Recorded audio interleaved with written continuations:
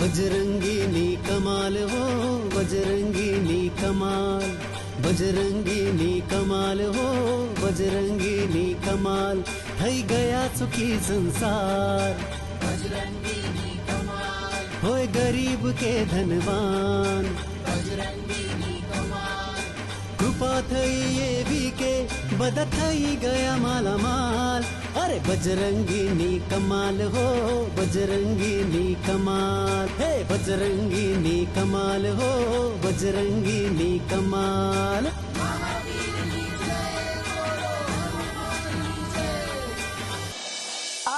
रेखा बहु खांड जरा विचारीने नाखજો हाँ, आजकल खांड मोंघी થઈ ગઈ છે।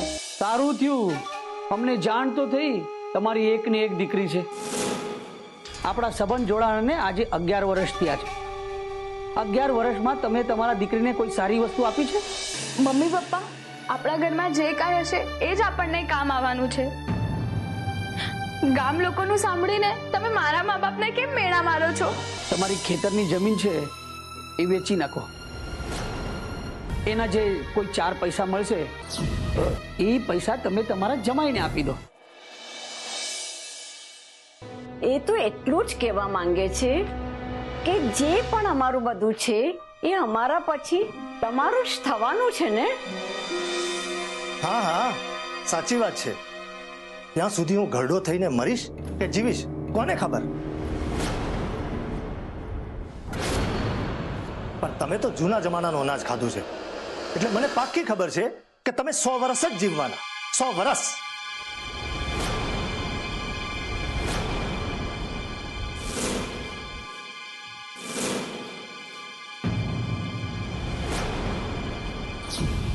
તમે આમ મન ફાવે એમ કેમ બોલો છો?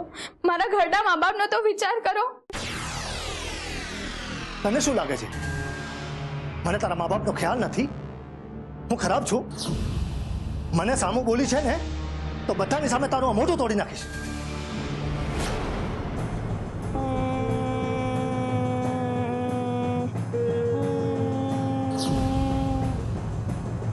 કેટલો બેશરમ માણસ છે આ। નહીં નહીં નહીં, હવે આ લોકોને કંઈક સબક તો શીખવાડવો જ પડશે। બિચારા ગરીબ માણસોનો આ લોભિયા લોકો સાથે પનારો પડી ગયો છે। આ લોકોને ધોળે દાડે તારા દેખાડવા જ પડશે।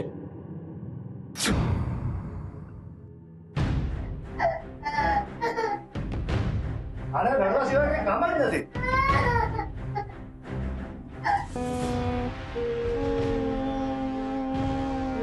આ બંનેને ઢળવા સિવાય બીજું કંઈ કામ જ નથી। જ્યારે જુઓ ત્યારે રડતા હોય છે। ચૂપ, એકદમ ચૂપ।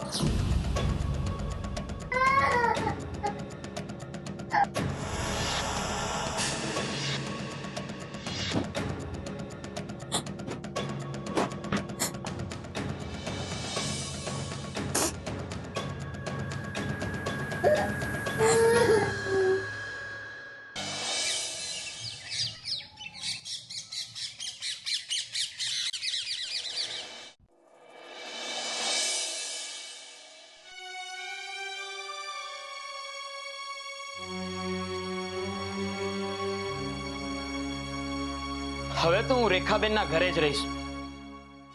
આ લોકોએ રેખાબેનની જિંદગી ધૂળ કરી નાખી છે। મારે આનો કંઈક રસ્તો તો કાઢવો જ પડશે, એ સિવાય મને ચેન નહીં મળે। બિચારો શ્યામજી જેવો મારો મૂંગો ભક્ત અને મમતાની મૂરત ગંગાબેન પોતાની દીકરીના પાસે 4 દિવસ રહેવા આવ્યા હતા, પણ આ લોકોએ એમનું અપમાન કરીને એમને કાઢી મૂક્યા। એટલા દુઃખી થતા હશે એ લોકો, પણ કઈ વાંધો નહીં, હું એમના મોઢા ઉપર ફરી હાસ્ય લઈ આવીશ। આ લોભ્યા લોકોની ઉલટી ગણતરી ચાલુ, હા એ પણ અત્યારથી અને આ ક્ષણથી।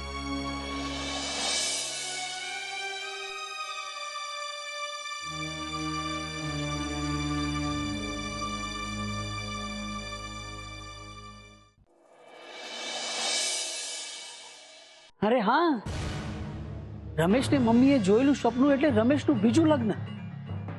એ સાચું પડી જાય તો મજા પડી જશે। હા આ શ્યામજી સાથે સંબંધ જોડીને તો ખરેખર દુઃખી થઈ ગયા છે. શ્યામજી ગુંગા કરતા લંગડો હોત ને તો જ સારું. પેલા કંઈક કમાવીને તો લાવે.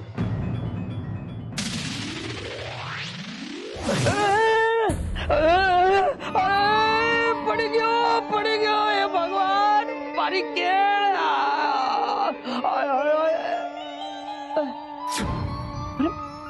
પણ અહીંયા કઈ પડવા જેવું છે જ નહીં.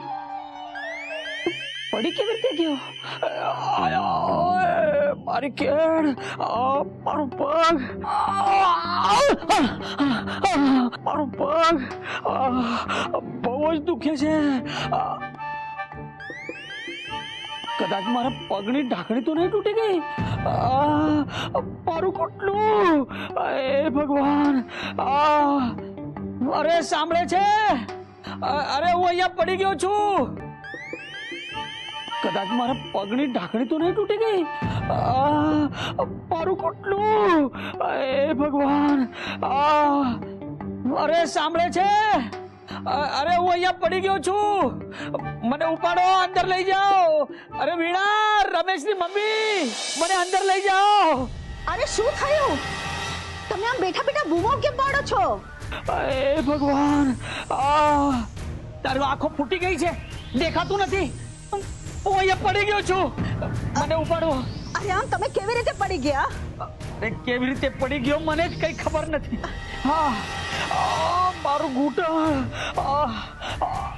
અરે કેળમાં પણ મચ્છર પડી ગઈ છે. અરે પણ તું આમ જોઈ છું, મને ઉપાડ, ને અંદર લઈ જા. હા ભલે ભલે. મારાથી જરાય ન ઉપડાય. અરે બાપા, મારાથી ન ઉપડાય. આટલું ભારે વજન છે તમારું. ખમો. રેખા, એ રેખા, જલ્દી બહાર આવ. શું થયું મમ્મી? તમને ચા પીવી છે? હું હમણાં જ મૂકી દઉં. અરે ચા રેવા દે ને બાપા, તારા સસરા પડી ગયા છે, એમને ઉપાડ. પણ આવડા મોટા મારા એકલાથી કેમ ઉપડાય? અરે ચાલ, હું તારી મદદ કરું છું. ઉપાડ ઉપાડ. અરે બાપ રે, બાપા, મારાથી જરાય ન ઉપડાય. હવે શું કરશું? અરે શું થઈ ગયું કાકાને? આમ મોઢું વકાસીને કેમ બેઠા છો?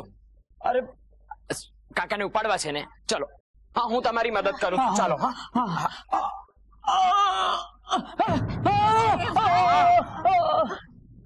અરે શું કરે છે? પણ તમે કોણ? હું છે ને બાજુના મંદિરમાં રહું છું, નોકરીની તપાસમાં હતો. તમે જે કામ આપશો ને હું કરી લઈશ. મને તો બસ રોટલો ને ઓટલો મળે એટલે બહુ થયું. ભલે ભલે, બહુ સારું. ચાલ સંભાળીને.